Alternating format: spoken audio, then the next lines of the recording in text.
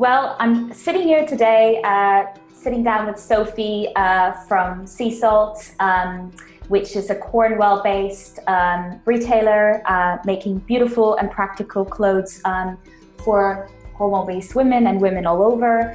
My name is Naz Darcy. I'm your customer success manager at Freshworks. And do you want to give a quick intro to yourself as well, Sophie? Yeah, sure. Hi, Naz. My name's Sophie Cotton. I'm the head of omnichannel customer service for Seasalt. So I look after our customer service across all our channels, our retail channels, as well as our B2B and B2C channels. Thank you so much. So today we're going to be finding out about the Seasalt customer experience journey and how you've adapted to an increasingly challenging kind of business environment to do some really amazing things for your customers. So I guess my first question is, who is Seasalt? How many agents do you have with us, and where are you based? Okay, so yeah, as you said earlier, Seasalt is a lifestyle clothing retailer, mainly women's wear, and we're based in the southwest of England. We've got 68 shops in the UK and Ireland, and we've also got a strong online presence. And we also wholesale to multiple stockists around the world, including Australia, USA, and a lot of Europe. We've got around 35 agents who use the Freshworks products, and that's across 3 teams. So we've got a B2C team, a B2B team, and an omnichannel team that actually support both B2B and B2C. Most of the teams are based in Cornwall, which is lovely, but we also have some remote agents based in Ireland as well. Lovely. And so across those teams, which Freshworks products are you using? We use Freshdesk, Freshchat, and we've also recently started using Freshconnect.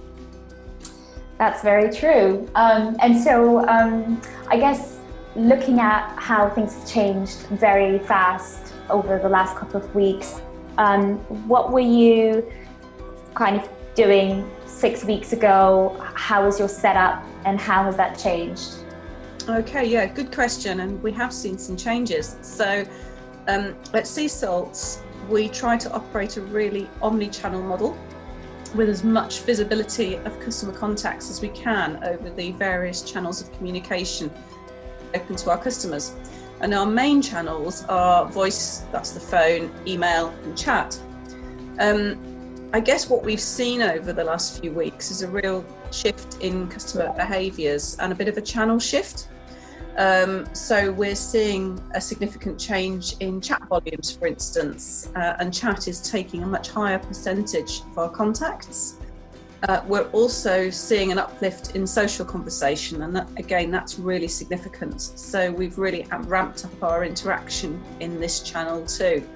And I guess that's affected how we use the systems. So we've found, as our agents have obviously started to work from home, and that's been implemented really quickly, we found that Freshconnect has been really valuable for this, and it's really helped us keep in touch with other agents. We can ask questions quickly and we can raise queries really promptly, and we also have lots of lovely teams in Freshconnect as well, so we can have a social conversation as well.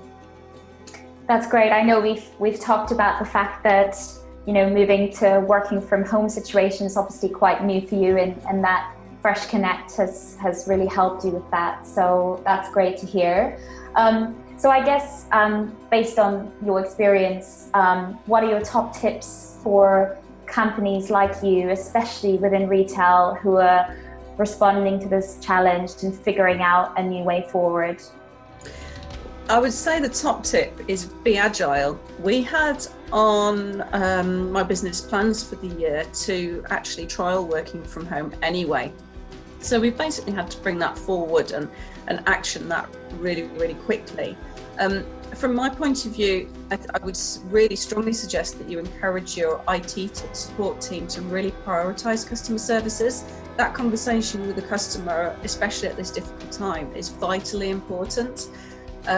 So have a business continuity plan for customer services especially if your agents don't usually work from home. We were lucky, we had a business continuity plan, and we basically activated that and ramped it up, which meant that we got a team of 35 working from home within a 3-day period, which was really valuable. And I think maybe it might be also good to discuss how you've been able to quickly retrain your retail agents to customer services agents. I thought that was actually very impressive. Yes, obviously we've got 68 stores across the UK and Ireland, and all of those stores have closed for the time being. We identified that we'd got more contacts coming into customer services and different types of contacts as well. Customers want to just chat to us, or they want to talk to us about product. They want a bit of security, a little bit of normality, I suppose. As we had retail team members who were really well versed in sales and product, it made sense to ask them to come and support the customer service team. So they're supporting the sales channels and the sales conversation. And actually getting some training up on Freshdesk, it was really easy, really quick. We've got a fantastic knowledge base that's a really good repository of information that the teams can use. So we organised a few training sessions, we got them set up on the phone, got them set up with a laptop and headsets, and remoting into our remote server, and we now have additional key members who are really helping support that conversation, and also taking some sales as well. So it's been really valuable. That's really great to hear. And so I guess my next question then is, what's your favorite example of how someone has really wowed customers with a great customer experience in the last couple of weeks? Well, we've had some absolutely fabulous feedback from our customers. And in fact, whereas customer feedback is probably a very small percentage of our customer contacts, we're finding at the moment that around 20% of our emails are actually with positive feedback from our customers. What we're doing is we're sharing this feedback with other teams in the business. We actually have an app that we use across the whole business for communications, and we're sharing some of that customer feedback both in board meetings and in the app for the rest of the business, and that's been really uplifting, and it's really buoyed people along, I think, at these difficult times, to know that actually we've made a difference to that person's day. We're very aware that a lot of people that we're talking to, we might be the only voice they speak to during the day, especially when they're locked down at home. So we try and make those conversations matter. We don't time the team on call length. We think it's really important that once they're talking to that customer, that they devote their full time and attention to that customer. And we've had some fabulous feedback from our customers about this as well. We think it's really important.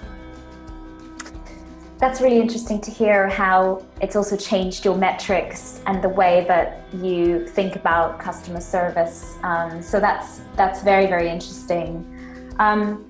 So I guess looking to the future, what's the next step for you within customer engagement as you come out of this and maybe go back to a BAU situation?